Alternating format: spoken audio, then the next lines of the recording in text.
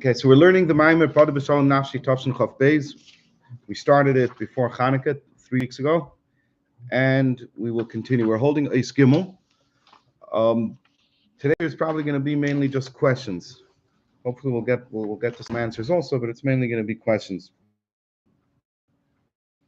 So, in short, what we had before is the pasuk Podoh Nafshi Mikravli, where David HaMelech says to the Eibishter that you redeemed my soul from the battle, from the war that it was in peace.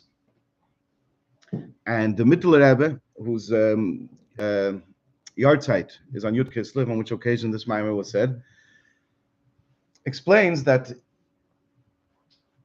war, even though war is the idea of fighting against the other side, fighting against each other, nevertheless, it's also the idea of coming close. Because if you want to fight, if you want to conquer the other side, you have to engage them, and you have to convince them, you have to bring them over to your side. So therefore, it's also called krav, and it's not a milchama, a war in Lashon Kodesh is also called krav. Krav is from Lashon of kiruv, because when you have a war, you have to come close to the other side in order to bring them over to you. It's interesting, in Shaarei Tshuva, which is the Maimer that this Maimer is miyusad on, the Mittler Rebbe over there observes that it's because of this fact that during davening, the Nefesh Elikis comes close to the Nefesh Abamis. Sorry, I got ahead of myself. So davening is a time of war, where the Nefesh Elikis comes close to the Nefesh Abamis and starts dealing with it and tries to explain the Nefesh Abamis that you should love the Eibishter, you should serve the Eibishter. Instead of being interested in ice cream and steak and chleitzbas, the other things that Nefesh Abamis is interested in, you want to enjoy a spa. Okay, nobody's gonna criticize you for it. So we're gonna make a hot mikveh. So we can make a hot mikveh instead. But that this should be your whole life. You want to go golfing on Sundays. It's even a good thing. It should even be encouraged for many people. It's a good thing. Yes. But that this should be your whole life.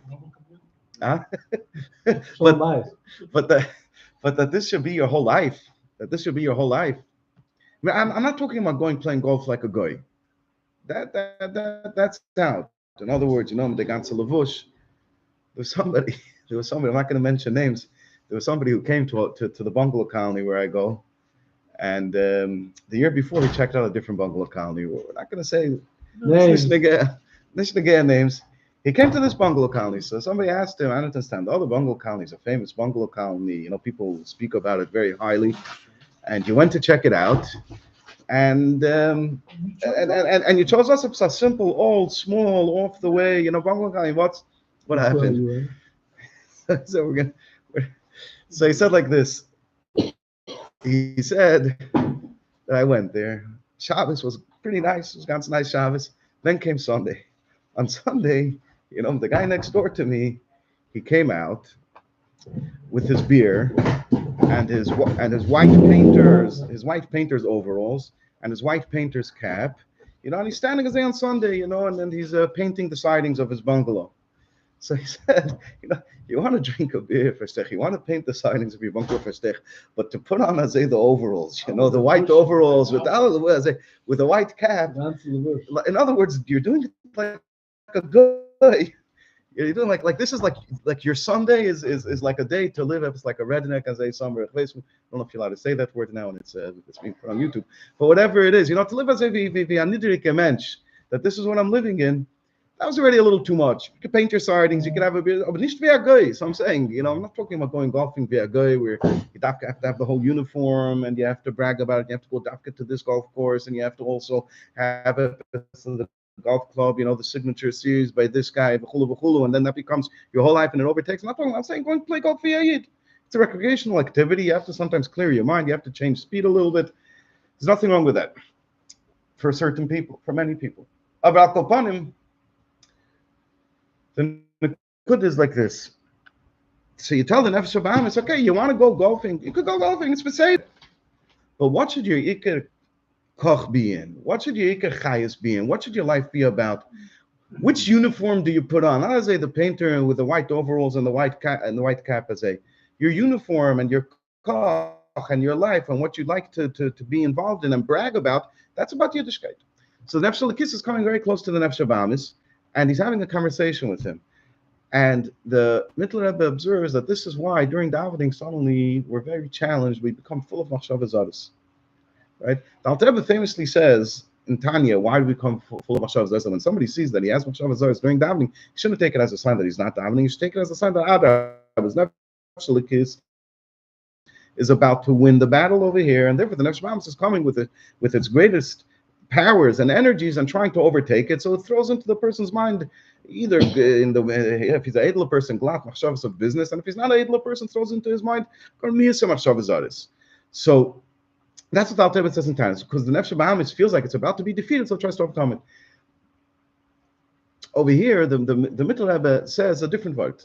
He says that what's the word of davening? During davening, the nefesh elikis isn't as a flying high in Elam Misal Yenim. During davening, the nefesh elikis is coming and saying, "Listen, nefesh Bahamas, I acknowledge you. You exist. You don't know of kedusha. You never saw likus. You never saw it, but you have seichel. You have understanding. Let me talk to you, and let me try to convince you on your terms, in your world of reality. Let me try to convince you that it's a good thing to serve the Eibishter. And b'frat for a yid, it's a good thing to serve the Eibishter." So the Nefesh Elokis is coming very close to Nefesh Bahamas, and since the Nefesh Elokis is coming very close to Nefesh Bahamas, suddenly he starts sensing, he starts feeling the Nefesh Bahamas. He starts becoming aware of all of his machshavas zaros, and that's why during davening, when you come close to the Nefesh Bahamas, suddenly the machshavas zaros come to the surface. Because as I say, during other times, during learning and during other activities, the Nefesh Elokis keeps his distance. The person also tries to keep his distance from the Nefesh Bahamas. During davening, you're coming close to him. You're coming close to him. Suddenly, you become aware. You start feeling his energy, you start feeling his vibe, you start hearing his sounds, and that's why suddenly you become you become a challenge, you become taken over sometimes when Achshav is doing davening. Al Kopanim, so that's one way to get out of war, where you wage a bloody battle and you are victorious, you win over the other side, and you defeat him. However, David HaMelech over here is saying, Podoh b'shalom nafshi. David HaMelech is asking that the p'ti should be in a ifin of shalom. What does it mean that you're redeemed in peace from war? So the Rebbe explained, based on what the Alter Rebbe and the Mittler Rebbe explained in their Mamarim, that the idea of winning a war in peace is that when you reveal such an overwhelming force that the other side just gives up. Just gives up. When could the other side fight against you? Just to use a silly example. Let's say if you have two modern armies and they're both fighting and they both have tanks and they both have guns and they both have missiles and they're fighting against each other, so you'll have both sides as they're fighting against each other. But what if you had this, this imaginative world where you had an army from today with tanks and missiles and guns, and you have an army from 3,000 years ago where they're running with their spears? So imagine you have that army. It's a big army. It's thousands and thousands of people, and they have all of their strategies, their formations. They go into a square formation and they stick their spears out. So if the horses are charging, they run into the spears and they turn away. As a big chachmas, and in their day they conquered the world. These armies. And then suddenly they come to face with a tank. Yeah, and they're faced with a missile, and they're faced with flamethrowers and with whatever else, with planes and helicopters. They don't fight. This is overwhelming force. They just give up. They just melt away. They run for their lives. They're finished fighting. So there's this idea where the Nefesh Elokis reveals its inner powers, its inner strengths. In other words, its love to the Eibishter that's higher than any Tam Vadas. And through revealing this, the Nefesh Bahamas automatically gives up. The Nefesh Bahamas just goes away. So that's Podoh b'shalom, where instead of having to get into a battle and fighting, you just reveal deeper keiches to the Nefesh Elokis, its love to the Eibishter that's higher than understanding. And when the Nefesh Bahamas comes in contact with this, it just melts away. That's the idea of Podoh b'shalom. We're not getting into an arichas because we discussed it in the first year. So the Rebbe points out that there's three efanim in how to win this war. And we're going to start again in a mashal. I'm going to try to use a mashal to explain the best I could. So one if, and I'm going to give a mashal for like this. In other words, what we're trying to say is like this: the Nefesh Elokis, because it revealed its inner strengths, now the Nefesh Bahamas just gives up automatically. Now he's saying like this: there's two ways that it gives up automatically. It gives up automatically because it can't stand up to the overwhelming force of the Nefesh Elokis. That's one way. And the other way is because we reveal a place in the Nefesh Elokis where there's no room in the first place for the nefesh habahamis and for all of its avedas to exist. In this depth of a yid, in the depth of his connection, his truest connection to the Eibishter, in that space, there's no room for a nefesh habahamis, for a yetzer hara, and for doing avedas. It simply doesn't exist. And that when a yid reveals that part within him, then there's taka b'diya b'shalom. That's the ultimate shalom. In other words, the first level of shalom when it's some overwhelming force. So Yitaka didn't have to get into a bloody battle. It ran for the hills, the nefesh habahamis. But that wasn't because the nefesh habahamis is truly gone. It's only because it was too much for it. It couldn't handle it. So it said, you know what, I have no business here. I have to go. But the nefesh habahamis still exists. In the other one, you're saying there isn't a nefesh habahamis in the first place. In this deepest space of connection to the Eibishter, there's no room for a nefesh habahamis. There's no room for a yetzer hara. There's no room for avedis. There's no room for doing what the Eibishter doesn't want. And to try to explain it, I'll use my Mishalim today aren't exactly top quality, but it's going to bring across the point if it's not as interesting as it could have been. So, there's somebody who's struggling in Parnasa. I'll give you three examples. I'll try to give you three examples of where you could see the differences in how you say this thing is not happening. In other words, there's different levels. Like you say, the effect is it to do this thing. How much does this thing not exist by me? Right? We're talking about defeating the nefesh habahamis, that the nefesh habahamis should not exist. How much does it not exist? So let's try to imagine one scenario where you have a person who's struggling in Parnasa, and somebody comes to him and says to him, "Listen, I have a good idea for you. You could, there are people in the world who are very gullible, and you could make up something up. You could sell it to them. You could lie a little bit about it, and they'll buy it. Look, you didn't steal the money from them. You didn't take a gun. You didn't force them. You just sold them something, and they said, you make fake batteries. You make fake Duracell batteries. Yeah, they say that the problem with the counterfeit Duracell batteries was so bad that Duracell themselves couldn't tell the difference between their own batteries and the counterfeits that were coming in from China. So that happened like 10, 15 years ago. Yes, so the guy says, listen, I know of a factory in China who's going to be very happy to make a few Duracell batteries. The batteries don't last as long, but do you think the average consumer knows or cares? Besides the fact, the difference in how long a battery lasts, if it's 4 months or 6 months, is probably less than a Chof Prota. How much of a difference is it? And the guy won't even keep. That's like we use his batteries, we use rechargeable. He convinces him, go and do it. And the guy argues and he says, no, I don't want to be convinced. I don't want to do it. It's not the right thing to do. Why? Because at the end of the day, it's dishonest. I'm stealing from the guy. If I represent that I'm selling you a real Duracell battery, in the meantime, I'm selling you a counterfeit one, I'm lying and I'm being dishonest, and you're not allowed to do that. So the guy decides he's not going to do it. This is an example where the idea is not mufrach by the person. He considers it. He thinks about it. Maybe he should do it. But in the end of the day, he says, you know what? I'm not going to do it. I don't want to become that type of a person. Then you have another situation where the person tells him, listen, you're struggling in Parnasa. Look, let me tell you something. The guy that lives in the next block over there, you should know in his house he has a safe. And he doesn't lock the doors to his safe, and his safe is full of jewelry. And I know he's going away for a chasna out of town. There's not going to be anybody there. I know the alarm isn't working. Run in there. He's so wealthy, it doesn't matter. Go and empty his safe, and you'll have some money. So the guy just says, "What, are you crazy? There's nothing to discuss over here. This is not an option over here." Yeah.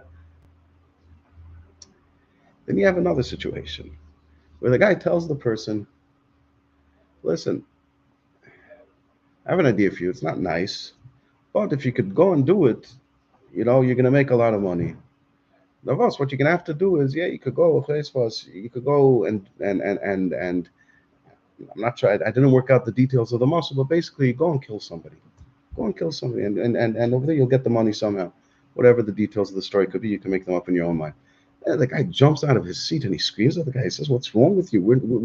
Which world did you come from? To kill somebody? What's the matter with you?"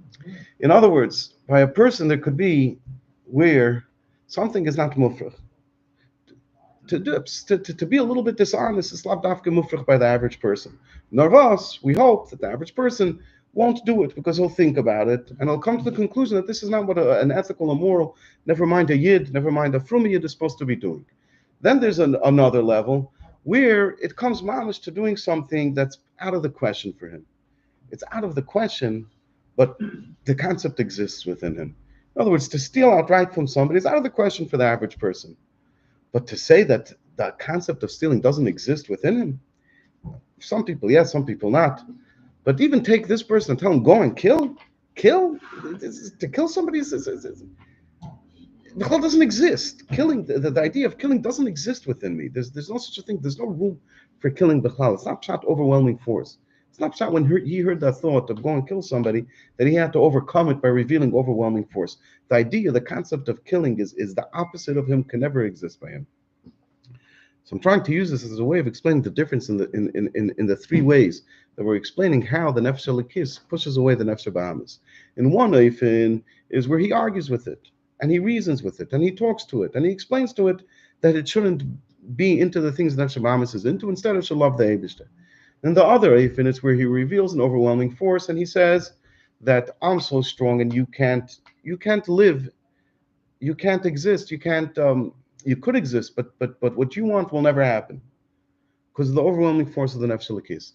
And the third level, where it comes from the Etzem HaNeshama, where it comes from the Yechidah Shabanefesh, is that in this space, the idea of Nefesh Bahamis doesn't exist. There is no Nefesh Bahamis in this space. There is no Nefesh Bahamis in this depth of the Yid. So that's what he explained before. And now we're going to continue with Eis Gimel. V'tzarich lahavin. So asks the Rebbe the key, and since by revealing the level of Yechidah in the Nefesh, in the person's soul, so there's no room bechlal for anything against it in the madrega of Yechidah, in the space of Yechidah. There is no idea of a Nefesh Bahamis. There is no idea of a Yetzer Hara. There is no idea of doing Averis and of doing what's against Hashem. So why does he have to be redeemed? When does a person have to be redeemed? A person has to be redeemed if he's in captivity. A person needs to be saved from a war if there's a war going on. But if there's no war, if we're saying that we're talking about the Madega of Yechidah, by the Yechidah, the Nefesh Bahamis doesn't exist. The Yetzer Hara doesn't exist. Averis don't exist. So what are we saying you have to be redeemed? What kind of a war is there from which you have to be redeemed? From this that we say Berabim Hoyu Imadi, which is the Gili of Yechidah, like we explained in the previous days. And we're saying that now, once Berabim Hoyu Imadi, now you'll be redeemed. And the reason, what the cause always comes before the effect. So mashma shegam la'achrein in the Berabim Hoyu Imadi, that even after we have the cause, even after we already have the Gili of Yechidah, the steepest place in the Yid's soul, where over there no Nefesh Bahamis can exist. So even in such a situation, when the Yid reaches that level, the Nefesh Elokis still needs to be redeemed. But we're saying that the redemption will be in a Eifin of Shalom. He'll get out of his sticky situation in Shalom. But the question is, there is no sticky situation. When the Yechidah is revealed, there's no menagid. Doesn't exist in the first place. So how does this make sense? Move on. And it's even harder to understand the Mizeh. We're saying that the revelation of the Madrega of Yechidah within a person is a reason not only for Podoh b'Shalom, it is also a reason that you'll get out of a situation of krav, of war. Not just that you need a p'tiyah, that you need to be redeemed from some difficult situation, but mamish a situation of war where the other side is waging war against you and trying to defeat you and trying to kill you. It's mashma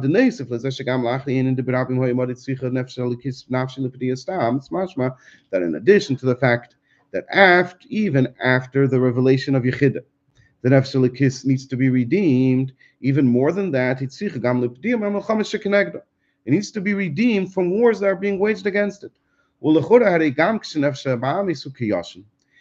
when the Nefesh Bahamis is in a state of sleep, which is not such a strong state of being defeated, because right, without getting into the arichas, but the Alter Rebbe explains in Tanya that a Beinani is a Beinani b'shas tefillah. What's the madeg of a Beinani b'shas tefillah?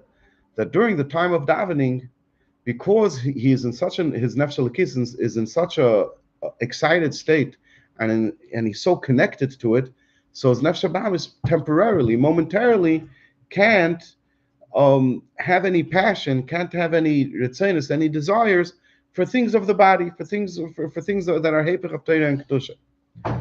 However, after the person finishes davening, so now the nefesh habahamis could again have those ritzainus. So that's a state of sleep. It's in a temporary state of inactivity. It's been deactivated for a very short period of time. But even when the nefesh habahamis is in such a state, it's not actively waging war against the nefesh halikis. And certainly even more so when the ritzainus of the nefesh habahamis become bottle, which this is referencing things that we learned in Beis, that certainly in that situation the nefesh habahamis can't wage war against the nefesh halikis. How is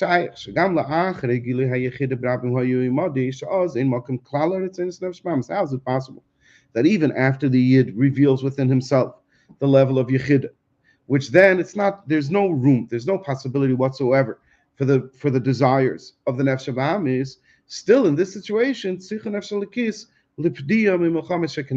this situation, the nefesh halikis needs to be redeemed from the wars that are being waged against it. Yeah, the question is very simple.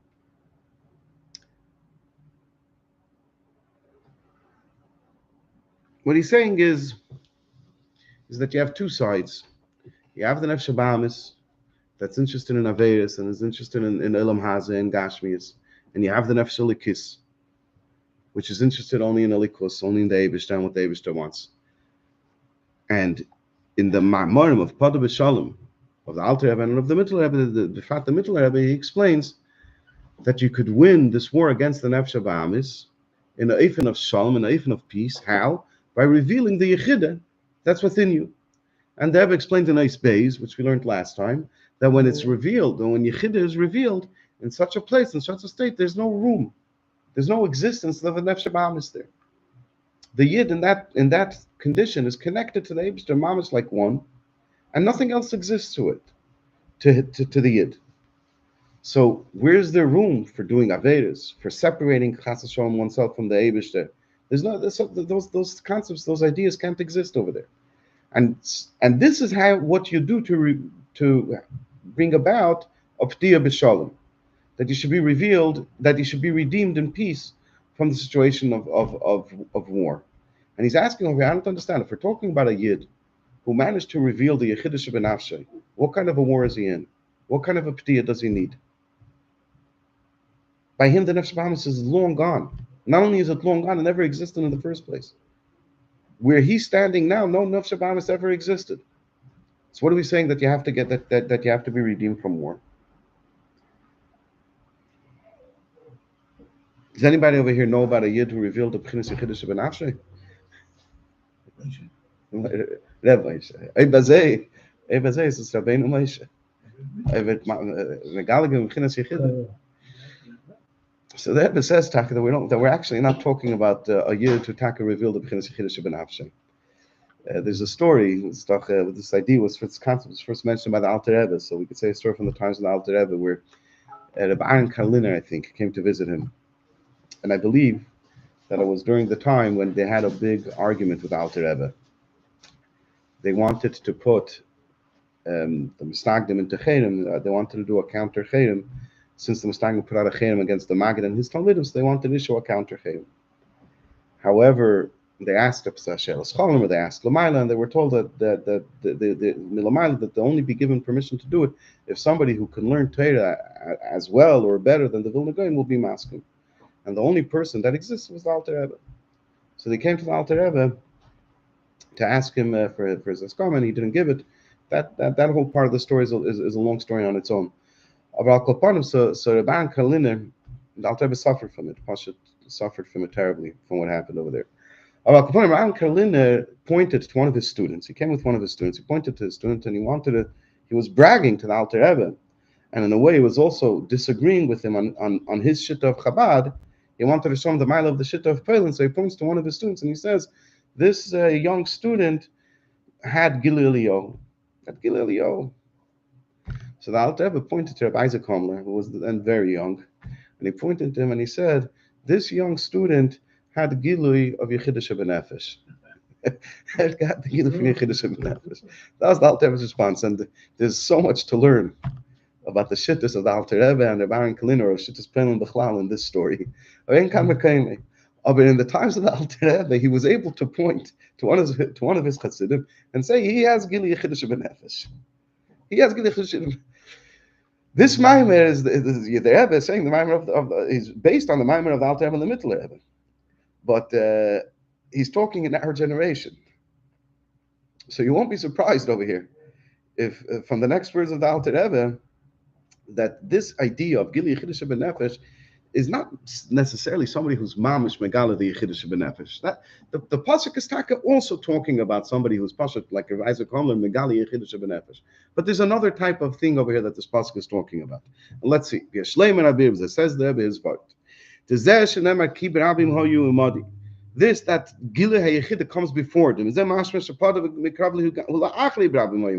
That even after we have this idea of Gili Hayechida, you still find yourself in a situation of war with the Nefesh Bahamis and Kenzach nicht can geben sich an Eitzem mit them, who bichtele ramis. This is hinting to us. Shagam mishu bedarge nemucha. Even a person who's in a low madrega. A low madrega. Shenefesh Elikis loira kadarge the Yechida. The Nefesh Elikis bechlal, the entire Nefesh Elikis, never mind the Yechida. El Nefesh Elikis bechlal, let's lay behelim. His Nefesh Elikis is up, it's lost to him. Yeah, is that a good title of the Nefesh Elikis is behelim? It's a shtickle lost to him. He doesn't know where to find him. He's not sure. He doesn't exactly experience him. He doesn't feel him. He doesn't know that part of him. And it's behelim to such a degree. It's to such a degree behelim that the Nefesh Bahamis wages war against the Nefesh Elikis. Even such a person, perhaps some of us can identify with being in this situation, even such a person,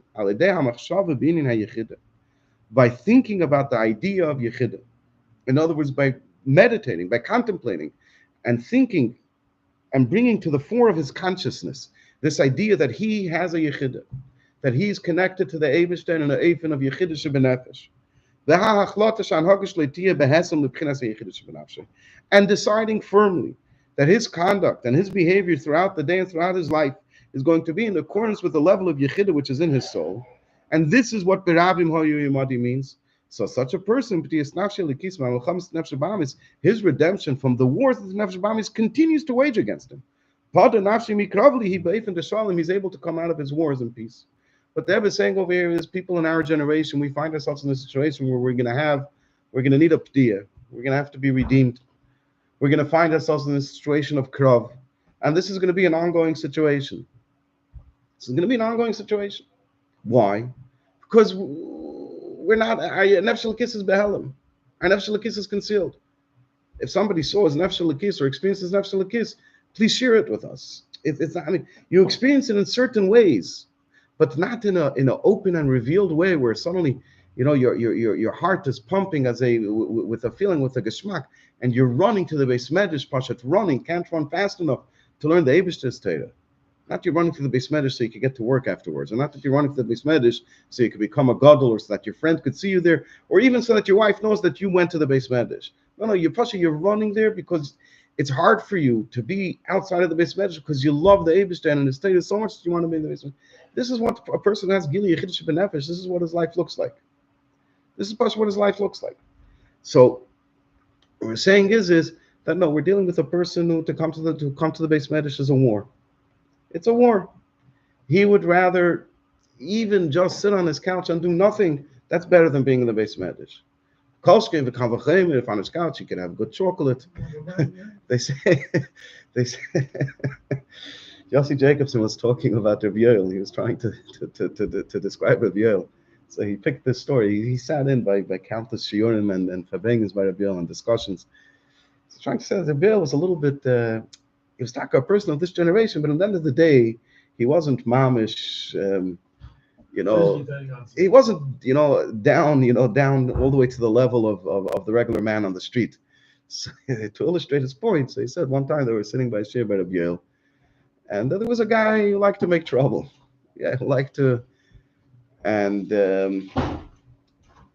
And Rebbe was talking over there in the Maimon. He was talking there about Taivas and Taivas in lowly physical things. So this guy was a troublemaker. So he asks Rabbi Yoel a marshal. I'm marshal for the schmutzige Taiva. So Rabbi Yoel stopped. He thinks as if for a good half a minute. He says, "La marshal as a mensch est chocolate." Chocolate.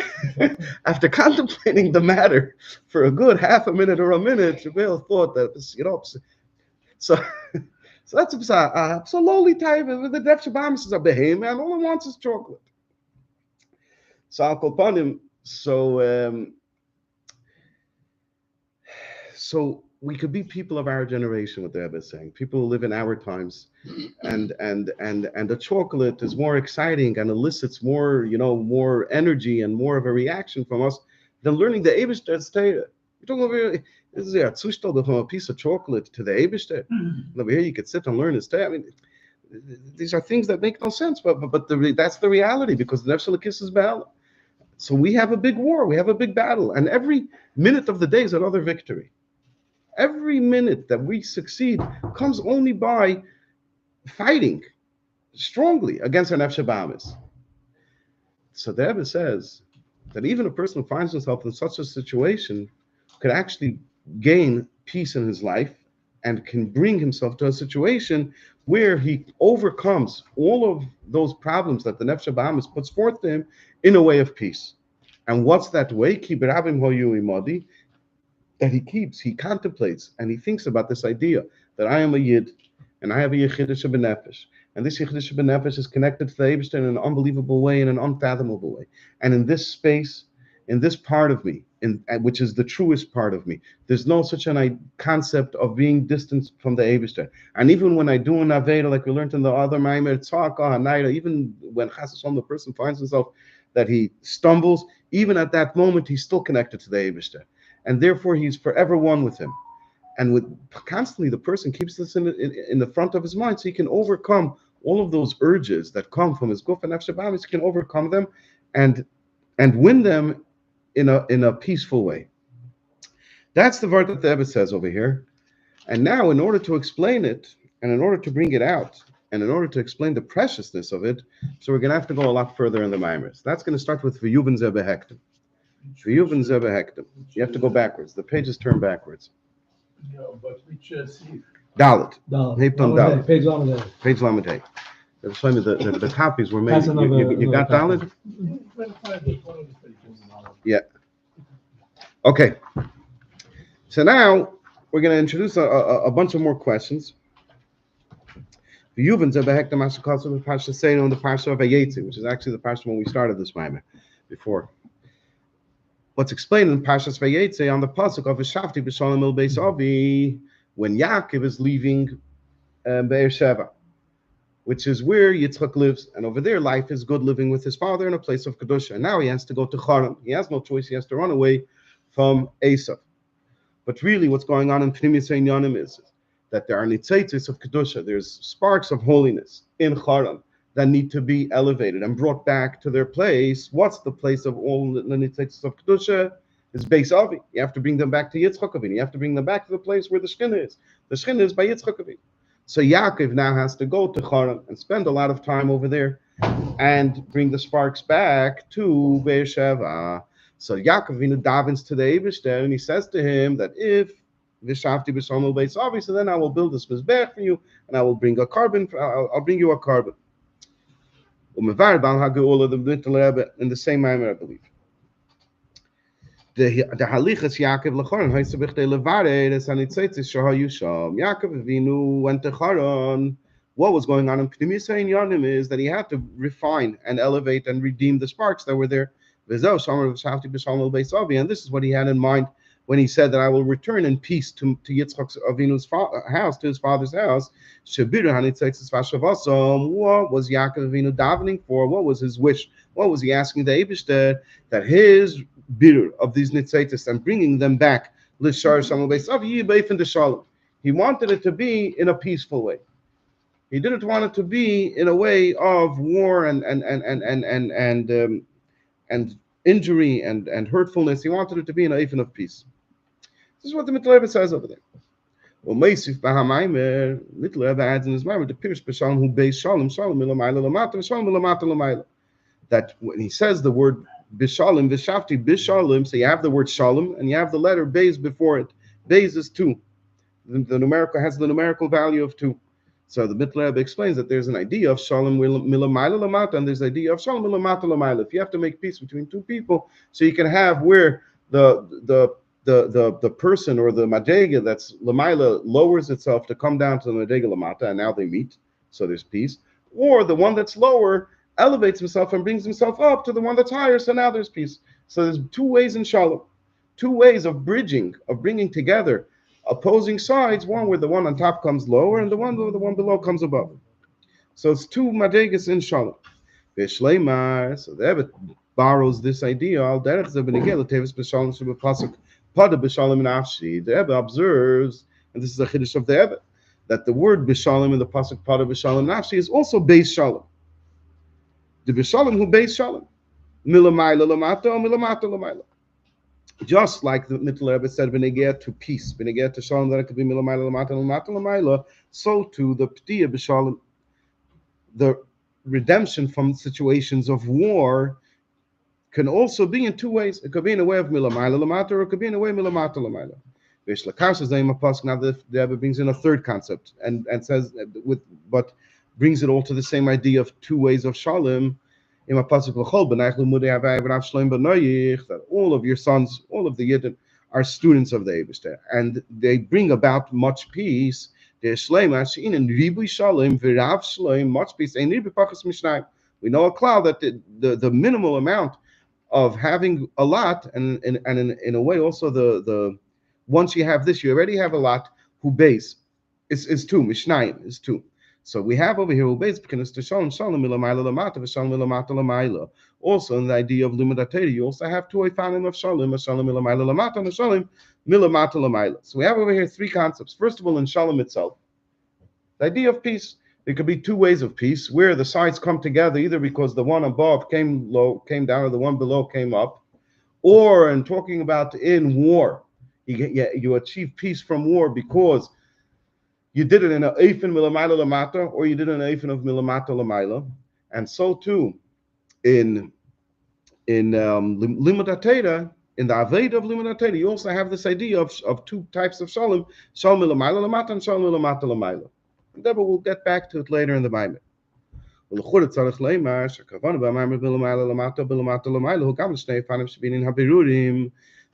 back now to the Mittel Rebbe's Maimer, the Mittel Rebbe said that in Shalom, V'shavti b'Shalom, that there's 2 ways of peace, there's 2 types of peace. In the Shavti the Mittel Rebbe was also referring to the 2 types of birurim in the V'shavti Hashavas and the Teitzis L'Sharsham, that there could be a birur b'derech milamayla lamata, and there could be a birur b'derech milamata lamayla. That just like in peace, there's 2 ifanim milamayla lamata and milamata lamayla. So too in the aveda of V'shavti, in the aveda of birur hanitzeitis, you could do it in an eifin of milamayla lamata, or you could do it in an eifin of milamata lamayla.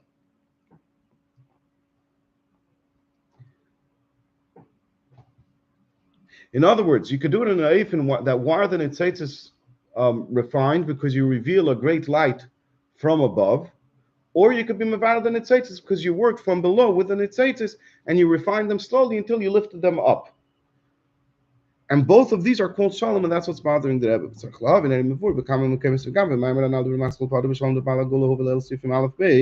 The Indian has shalom. When could you use the term peace? Only when you have a birur that comes from above. When you refine things, when you elevate things by revealing a tremendous light, that's when you could call it peace. Because when you reveal a tremendous light, the other side just gives up from the overwhelming force of the light. So now it's a peaceful way because you didn't have to fight a war. When you try to elevate things in the eifin of milamata l'mayla, where you lower yourself and enclose yourself in the opposing side and work with him slowly until you transform him. So who ba'ifin de Muhammad? You have to lower yourself, you have to enclose yourself, you have to get involved and not suddenly be aware of machshavas zaris and who knows what else. And this is not peaceful. Even if you win the war, but it's not peace. From this,